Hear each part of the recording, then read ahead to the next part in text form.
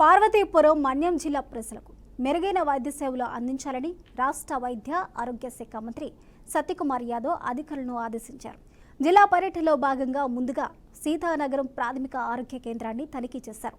హాస్పిటల్లో out patient విభాగం, డిఫెన్సరీ, మందుల స్టాక్ రూమ్, రక్త పరీక్షల విభాగం, ఇన్ పేషెంట్ విభాగాలను తనిఖీ చేశారు.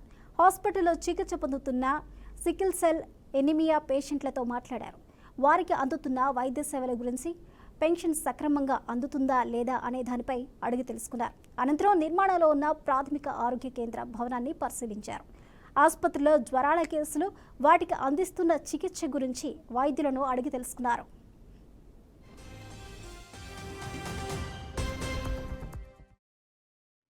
పార్వతీపురంలో వైద్య సేవలు ఎలా అందుతున్నాయి, ఆసుపత్రుల్లో మౌలిక సదుపాయాల కల్పన ఉందా, కావాల్సిన డయాగ్నోస్టిక్ ఎక్విప్మెంట్ ఉందా, తగిన సంఖ్యలో వైద్య సిబ్బంది, నర్సింగ్ సిబ్బంది, పారామెడికల్ సిబ్బంది ఉందా,